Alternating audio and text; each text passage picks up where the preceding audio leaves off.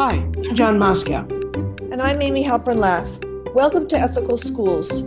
Our guest today is Meira Levinson. Dr. Levinson is professor of education at the Harvard Graduate School of Education. Her most recent book is Democratic Discord, Cases and Commentaries in Educational Ethics with Jacob Fay. She is the founder of justiceinschools.org. Welcome, Meira.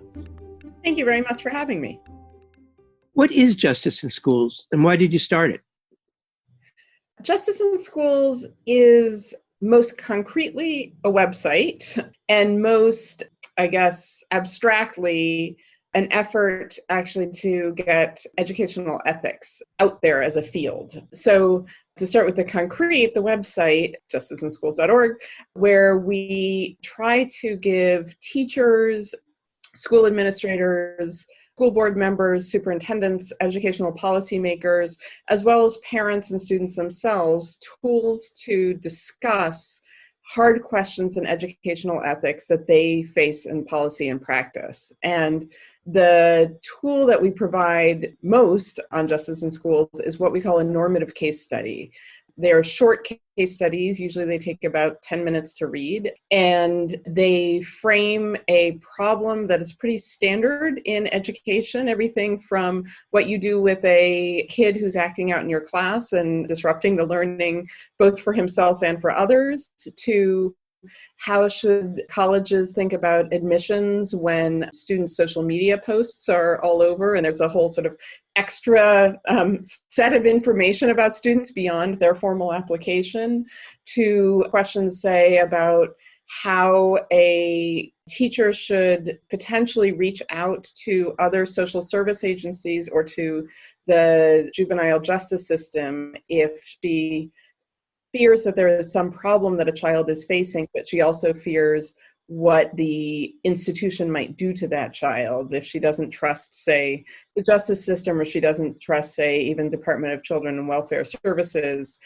So, a wide variety of questions that are unfortunately really common for educators and policymakers.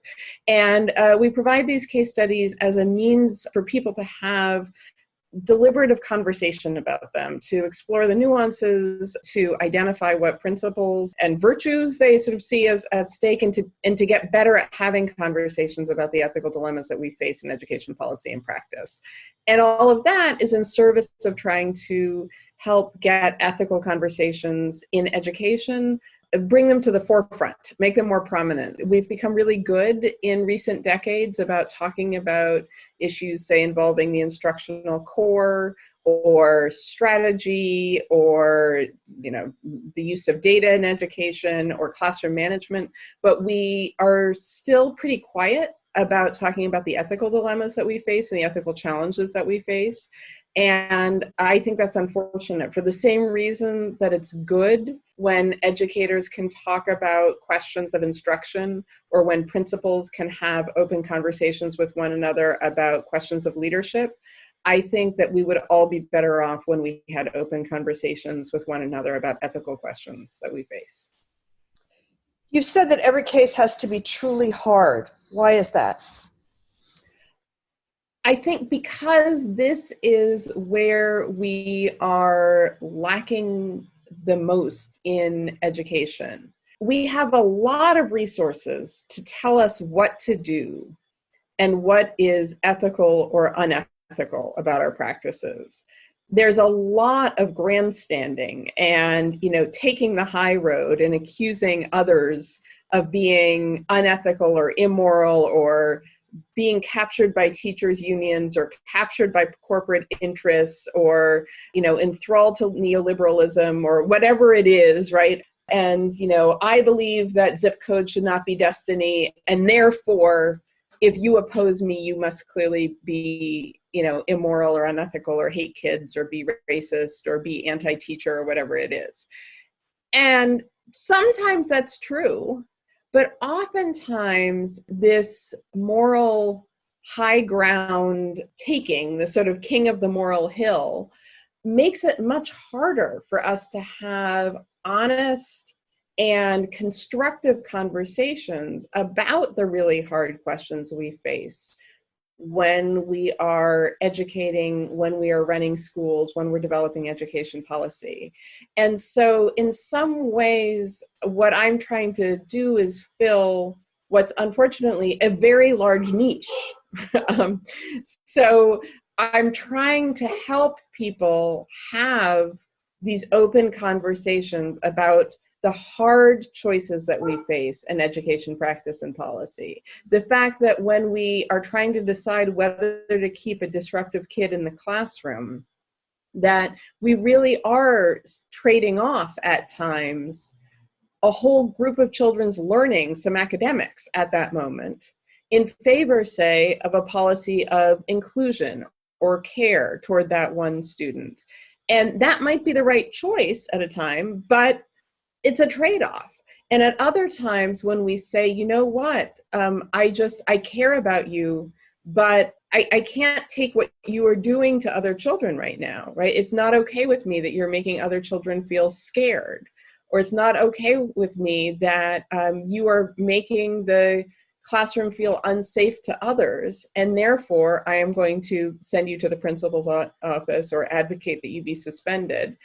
That also may be the right choice at the moment, but it is also a real trade-off, because in doing so, you are excluding a child from learning and from membership, right? And so these cases do always have to involve really hard decisions where we do not know what the right answer is. That doesn't mean that all ethical questions in education are hard ones, right? So there's also another strand of work that we've started on, which is looking at really common practices that we have in education that I actually think are unethical and that I believe we should get rid of, that, you know, are currently widespread. There's been a lot of work about some of these things, like, you know, no excuses policies in schools, but there's less work about some of the other ones. I think one example is lunch shaming. You know, no child should be publicly shamed for their parents not paying for their lunch and not being up to date on their, you know, meal bills. And yet it's astonishingly widespread. And we deny children access to all sorts of things like textbooks or graduation ceremonies or hot lunches or field trips because their parents are in arrears on their meal bills. And I just think that that's ethically wrong. And so, you know, we have some work that we're doing around that. Another one is the criminalization of truancy.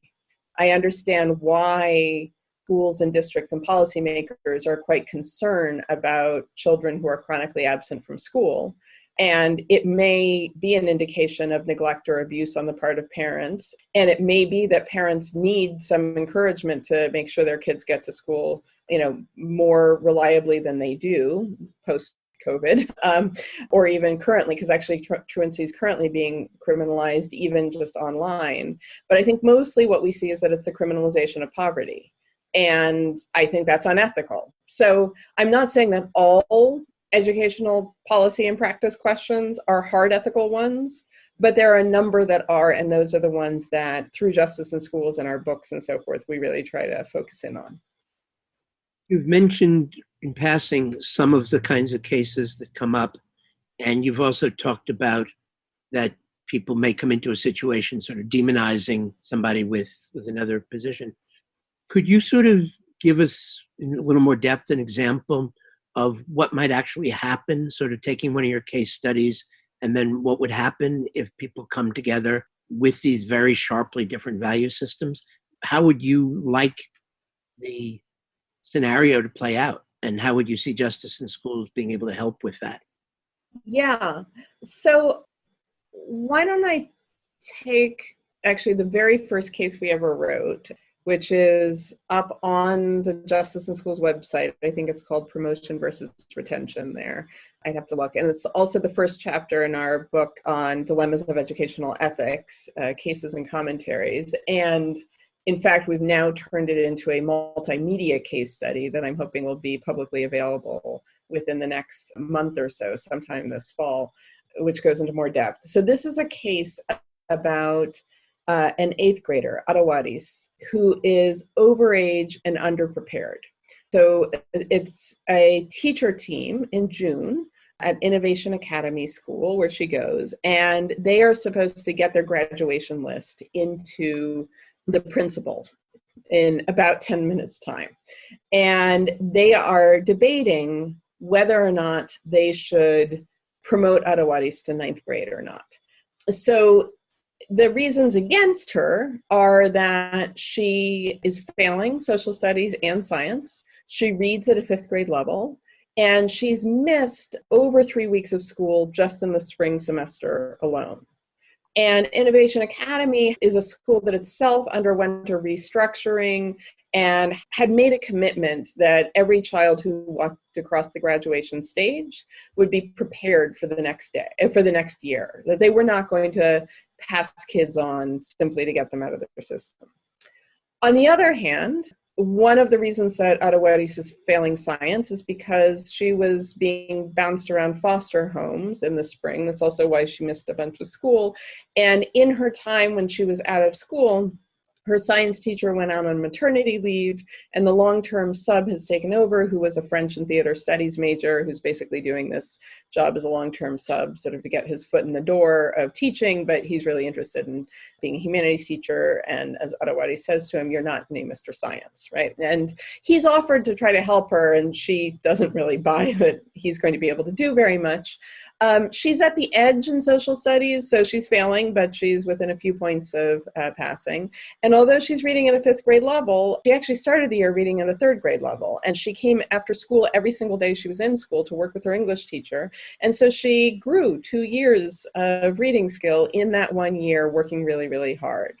She also arguably had been hoping to take summer school classes and sort of make up for it and be able to go on to ninth grade. But that spring, for budget reasons, the district cut summer school for middle schoolers. And so that's no longer open to her.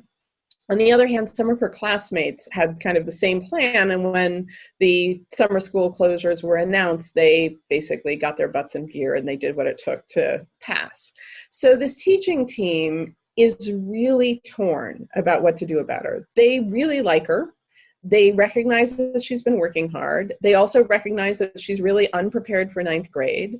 She's 15 years old. She's going to turn 16 in October. They're really concerned about what it would mean to have a 16-year-old in class with the 13-year-old babies, as one of them calls them.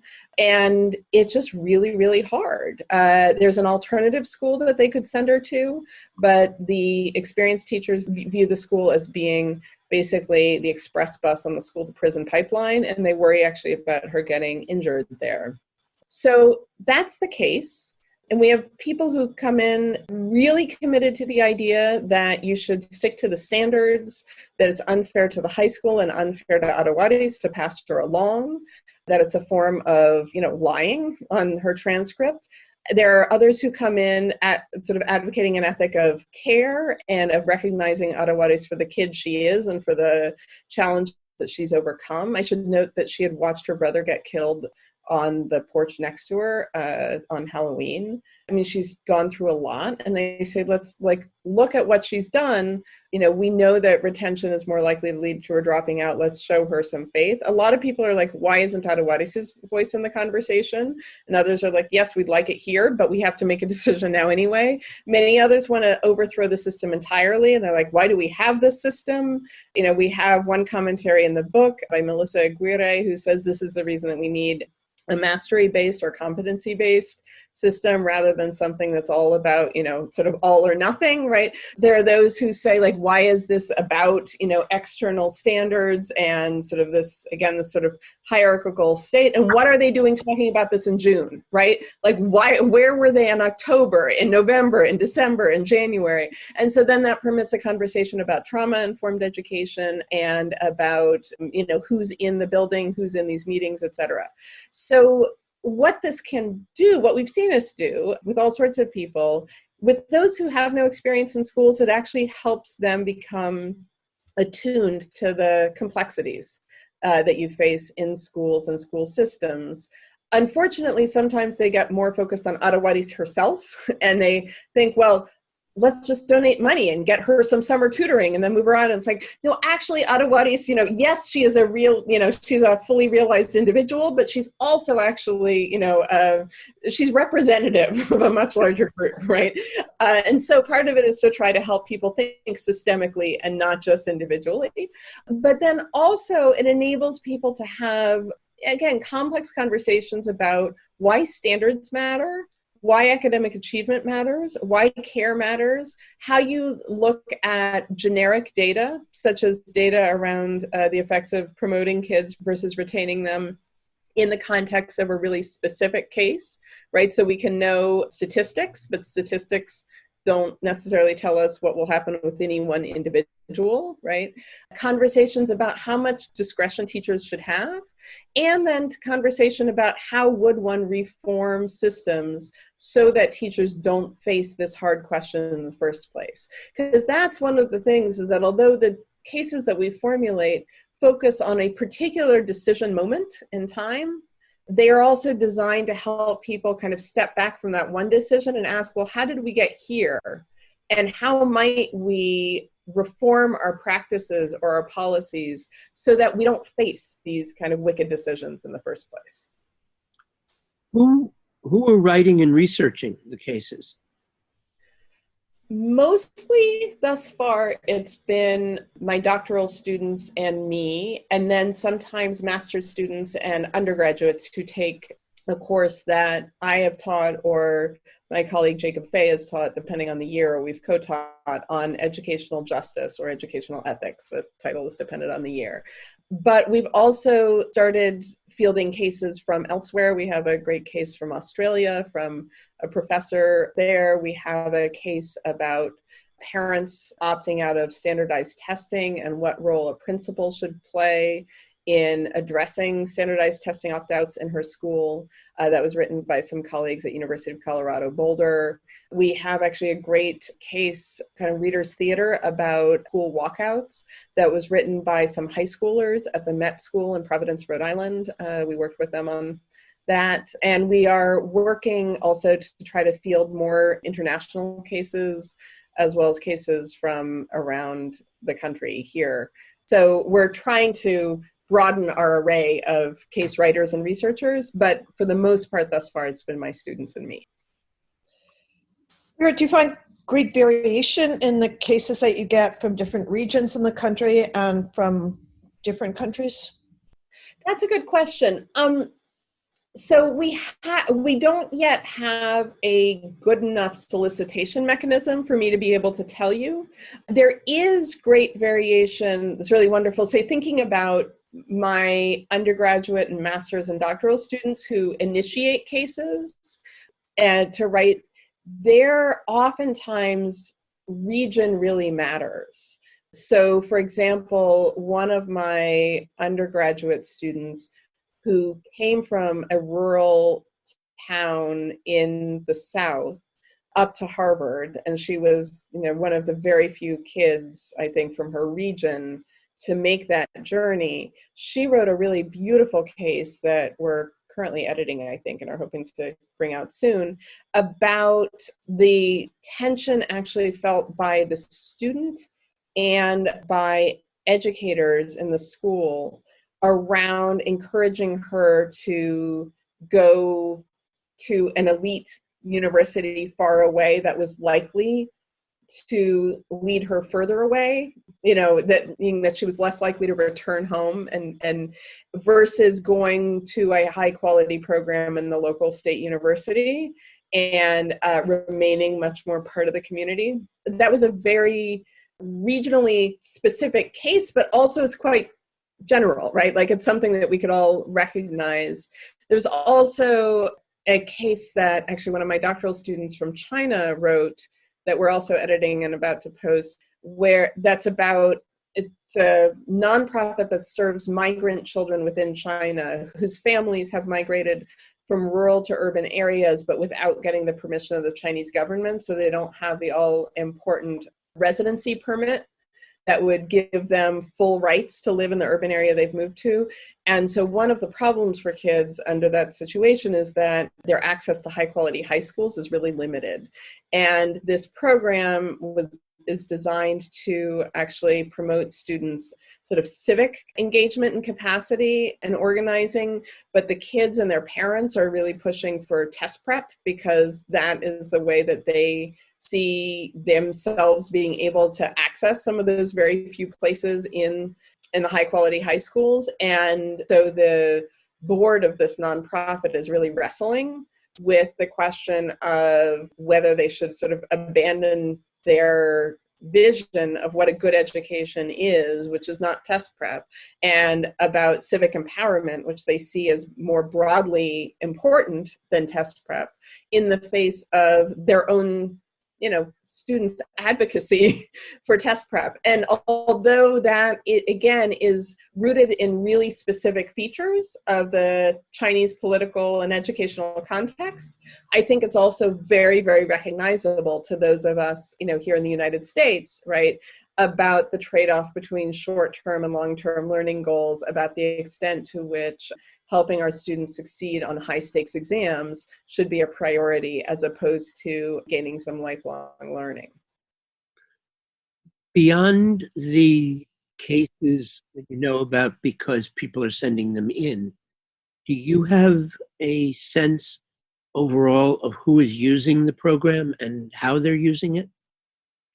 Yeah, so just from, a simple Google Analytics, we know that there have been over 50,000 visitors to Justice in Schools, sort of uniquely, about half of them from the United States and half from elsewhere around the world, over 130 countries. Interestingly, India and the Philippines are very consistently our largest users. I don't know who those people are there.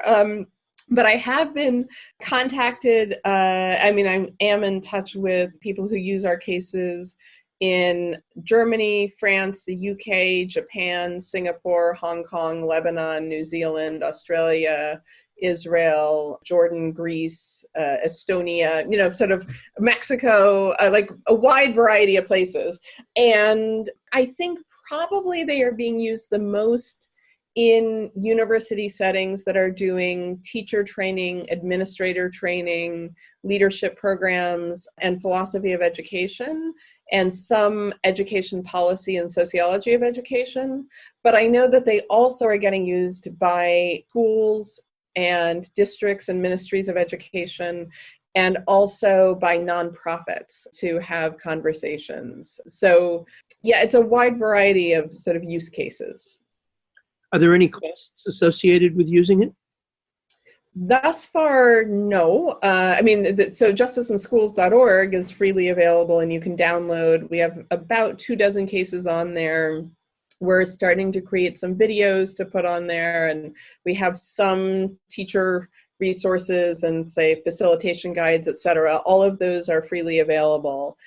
This case that I described at length about Adewadi's, the promotion versus retention case, as I mentioned, we've created a multimedia version of it that's about an hour-long sort of experiential version where you can do things like read an essay that she's written, see her report card, listen in on the teacher team meeting and actually participate in it, look inside her locker. There's a bunch of things that you sort of do over the course of the hour or so that it takes to go through the multimedia case. And that's set up in order to enable then you to talk with other people about it, but you can also do it sort of asynchronously on your own. There's a journal, etc. That, unfortunately, we will have to charge something for because of the data and hosting costs. I forgot, I'm a political theorist, and so it didn't occur to me that having this sort of data-hungry thing sit on a server somewhere and be able to communicate, it was going to cost us something, but I'm hoping it will be under US $10, per user. That's my hope. How do you define success in terms of processes and outcomes? That's a really good question. So my vision of success, right, there's a sort of meta success and then the sort of user success, right? So in some ways, success for me is that people use our materials and find them helpful to address problems that they felt they had, right? I mean, this is part of the thing about like just posting the stuff on Justice in Schools or say publishing them in the books, is that people will use them, if and only if they think they solve or address problems that that they have, that they want to try to solve or at least get better at. And if people sort of keep using our stuff and recommending it to others, then that means that we are addressing challenges that people are facing in the field and helping them get better at that. So, for whatever reason they're going for it. So in that way, that in itself feels like success to me. I was a middle school teacher for 8 years in the Atlanta and the Boston public schools after I finished my doctorate, but before I became a professor. And I've now been a professor for longer than I was ever an 8th grade teacher. But the people I care about the most are, the 8th grade teachers of the world. It's the people who are actually in the field doing the work of educating, working with kids, running schools, working with schools and districts, and making policy. Like, those are the people whose work has really, really concrete impact on the lives of children and families and communities day to day. And so for me, success is helping them do their job better. But the other part of success for me is that we become more open about the ethical challenges that we face in education policy and practice, and that we become better at addressing those, that we actually individually and collectively are able to make better and more ethical decisions over time. And then, as I think I mentioned at the very beginning, the last sort of marker of success is if I can get this field of educational ethics off the ground and get it sort of instantiated and scaled and built into the structures of schools and districts and policymaking organizations, et cetera. Like, if in 20 years, it seems perfectly natural that every large school district would have its own consulting educational ethicists or its own, committee that it could go to and say, we're trying to decide whether or not to upgrade HVACs across the district or whether to build a school in this neighborhood that currently feels underserved. And, this has a bunch of different components to it, but partly it's an ethical decision. Can you help us think through it? That would feel like a measure of success to me. If when we are thinking about teacher evaluations or high stakes testing or discipline policies, and we have educational ethicists in the conversation at the beginning, rather than just critiquing at the end, that would be success to me. It's really interesting listening to you say that, because our parent organization is Ethics in Education Network, and the founder, Dr. Judy Wallach, started it because her dream was that the New York State Regents would make ethics a course, a subject, an area, in the same way that it makes, other subject areas. And I think that when she gets to listen to you say this, that it's just going to be very exciting.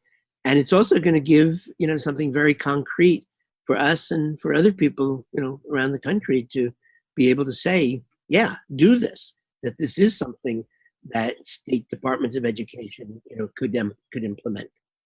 Great. So are you doing cases that are involving out of school time programs? Yes, we are. We have a few cases already on our website, and we have some others actually in development. One of the cases, for example, on our website is about an after-school program that is run and staffed by undergraduates. It'll be pretty familiar to a lot of people. There are many such programs where it's very enthusiastic undergraduates who are trying to serve an underserved area and an underserved community, and they're working in the school, and yet they are facing challenges that are just beyond their ken, beyond their training. And in this case, what they're trying to do is figure out what to do about I think he's a 7-year-old boy who's fairly disruptive and can be fairly unsafe. There's a risk that they sort of barely stopped him from pulling a bookcase over on another kid. He can be pretty hard to handle, but when they talk to his mom is thrilled about his being there and really thinks he's doing so well there. And they're like, you've got to be kidding me. Like, this counts as well. But they feel, really torn about how to serve him, how to serve his mom, how to serve the program, and who are they to be making these choices given their lack of training and knowledge? So that unfortunately may sound pretty familiar to some of your listeners. We have some other cases on the website too, that some of which are located in schools, but arise also in out-of-school-ish programs. And then say, this example of this Chinese nonprofit that's trying to decide whether or not it should be educating for test prep versus for civic empowerment, again, is an out-of-school program. And then we have, a few cases actually about higher education, which are also not about, within school practices necessarily. Do you ever, or do users of the website ever include children, students, and or parents in working through these cases? Yeah, they do.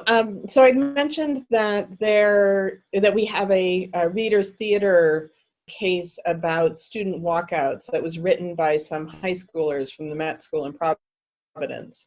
And actually, those students also wrote a commentary that was published in our most recent book, Democratic Discord in Schools, about a case that we had written about student walkouts. And so they collectively wrote a commentary also in another case that's in that book, which is about a case that's about surveillance of kids and basically the use of digital technologies to surveil kids. We solicited middle schoolers, high schoolers, and early college students to write very short commentaries on that case. And we ended up publishing, I think it was 6 different students from a rising 8th grader through college student writing commentaries about that case. And I also know that many of the teachers say, when I run professional development with teachers using our cases, often they will take them and then turn them around and immediately use them with their own students. So for example, this digital surveillance case that we have, the teachers will say, oh my gosh, this is an amazing case, thinking about search and seizure, thinking about civil liberties, thinking about equal protection, freedom of speech. And so then they'll just sort of take it and use it in their government class or their civics class. Jane Lowe, who is a professor at Michigan State University, has taken some of the cases as well as writing some of her own in collaboration with one of my doctoral students, Tatiana Giron, that were then piloted in 7th grade civics classes in Florida.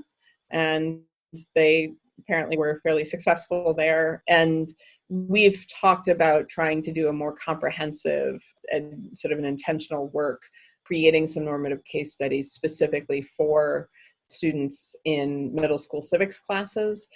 And then the multimedia case version of the Adewale's case, the Promoter Retain, one of the most fun pilot tests of that was we had some teachers from a school that was not one of our target schools at all. It's an independent school in New York City, but an 8th grade teacher learned about the case, said, oh, I'd love to pilot it. And in the end, it was a group of 8th graders and their teachers who worked together after school through the case. And the 8th graders led the discussion. And they were the ones who insisted that, say, when they did their values sort, or when they made choices about what to do with Adewale's, or when they wrote their journal entries, that they had to do it collectively. And so it meant that the 8th graders ended up directing their 8th grade teachers in conversation until they reached consensus about what to do and what to say at each stage, which I thought was wonderful, totally, unexpected. And about parents, have parents been involved? So that's a really good question.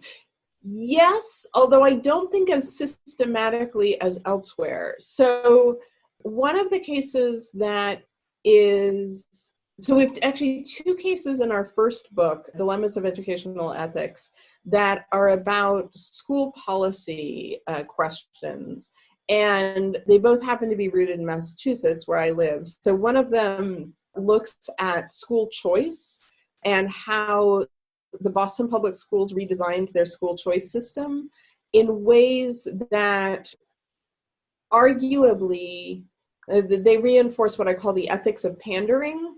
Basically, the way they redesigned it, I think are pretty clearly designed to pander to the interests of particularly higher income white and to a much lesser extent Asian parents in Boston, which is clearly inequitable and, unjust as a first pass, but arguably nonetheless justified because it is in the system's interest to keep those parents in the system, because those parents have such disproportionate social, political, and economic power that the system as a whole potentially benefits from their being involved, even when they engage in things like opportunity hoarding and other practices that are inequitable and unjust. I don't know if you've listened to the podcast Nice White Parents that has been going around, right? But in ways, that case sort of looks at how Boston Public Schools structured its school choice in order to do that kind of pandering to nice white parents, exactly as is discussed in that podcast. And that case, I know, has been used by parents, in fact, when they have been doing organizing around BPS and elsewhere. We have a second case in that book about charter schools and how we should think about charter school approval and expansion in comparison to district schools, and what it means to look at the data and what data do you look at and how do you compare.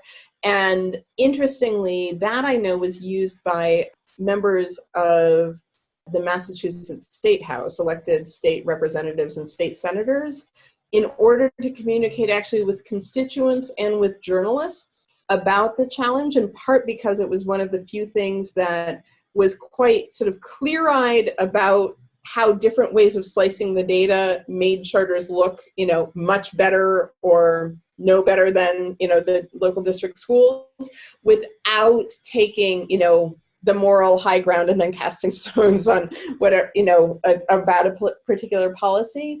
And so I know that parents were involved in those conversations too, but it was from the elected officials that I heard that they were able to use the case in order to help, again, parents, policymakers, journalists, and colleagues understand what was at stake and have open conversations about what was at stake in a more new way than they had found elsewhere. I think that those cases that you just mentioned are incredibly important because they're talking about systemic change. Actually, we're going to be posting an interview with Ellen McHugh, who's with Parent to Parent in New York State, which is an advocacy group and technical assistance group for parents of children with special needs. And I can imagine that in a number of the cases you've been talking about, it would be really interesting for parents to be involved in some of these discussions, either with the teachers or I come actually from a parent organizing and advocacy background, and I could imagine parent groups, parents associations and so forth, using a lot of these cases as well, which I think... Yeah. Great. I'm glad you think so. I mean, I would love for that to happen. One of the things that I will sort of, when I say do professional development or if I give talks, I'll throw in that I think that they could be very useful in like PTA discussions, right? And in fact, in parent organizing. But I don't have any, systematic means of enacting that. And as you can tell from many of my answers, again, because we just sort of make this stuff freely available on the web and all we do is have this very, very, whatever like the free Google Analytics is that you get when you, create your website, it's only when people get in touch with me or I occasionally like run across stuff that I actually get some, knowledge of, oh, I didn't know that that's being used that way. So it could be that many parent organizations are using it, or maybe almost none are. I just don't know. Hopefully this episode might increase the number of people who get in touch with you and tell you that. That would be great. Thank you so much, Meira Levinson of Harvard Graduate School of Education and Justice in Schools. And thank you, listeners. If you like this episode, please share it with a friend or colleague. Subscribe wherever you get your podcasts and give us a rating or review. This helps other people to find the show. Check out our website, ethicalschools.org, for more episodes and articles, and subscribe to our monthly emails. We post annotated transcripts of our interviews to make them easy to use in workshops or classes. We work with consultants to offer customized SEL programs with a focus on ethics for schools and youth programs in the New York City area. Contact us at hosts@ethicalschools.org. That's hosts@ethicalschools.org. We're on Facebook, Instagram, and Twitter @ethicalschools. Our editor and social media manager is Amanda Denty. Until next week.